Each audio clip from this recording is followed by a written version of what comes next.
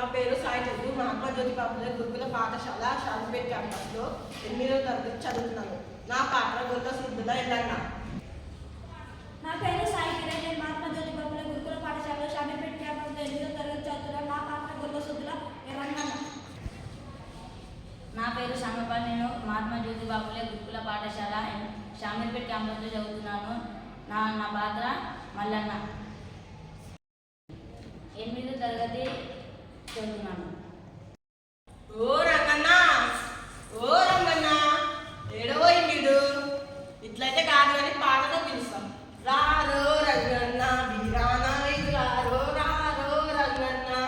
రాజులు మారిన రాజాలు మారిన, రాజులు మారిన రాజాలు మారిన, మారలేదు మన బతుకు, మారలేదు మన బతుకు, తీరలేదు మన బాధలు. రారో రంగన్న వీరాన రారో రారో రంగన్న.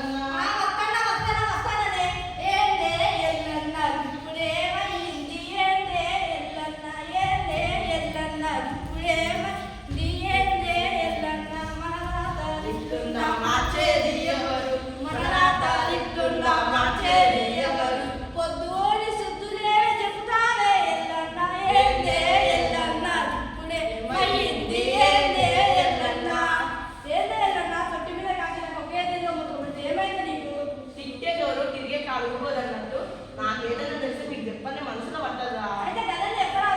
చెప్తా కానీ మల్లన్నేది పిలిచి చూస్తాం.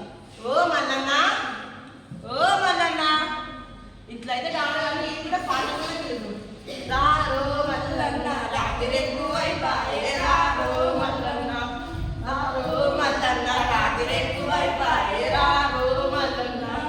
మండ కాడమే పొద్దు అవుతున్నది, గొల్ల మండ కాడమే పొద్దు అవుతున్నది. మాట మాట చెప్పుకుంటా, మాట మాట చెప్పుకున్నా మందకాడిపోదాము. రారో మల్లన్న రాత్రి ఎక్కువైపాయే, రారో మల్లన్న.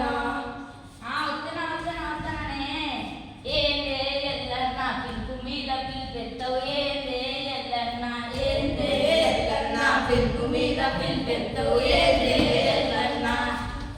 సంతలోన సింతలెక్కువైపోయాయి, సంసారం సంతలోన సింతలెక్కువైపోయాయి. బతుకు మీద దీపేమో, బతుకు మీద దీపేమో కిందన్న లేకప.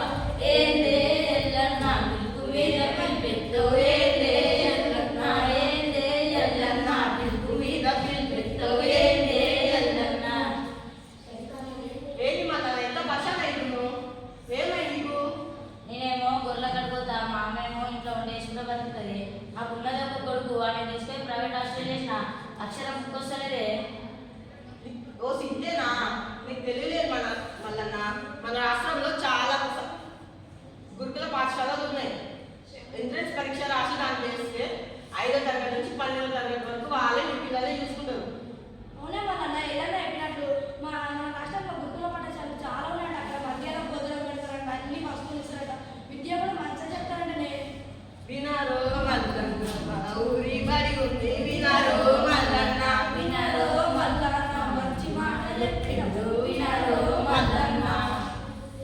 మొత్తానికి నేనేం చెప్పొస్తున్నా అంటే, ప్రైవేట్ హాస్టల్లో వద్దు, గురుకుల పాఠశాలలే ముందు. మన పిల్లల్ని గురుకుల పాఠశాలకు పంపిద్దాం, వాళ్ళ భవిష్యత్తును బంగారమయం చేసుకుందాం.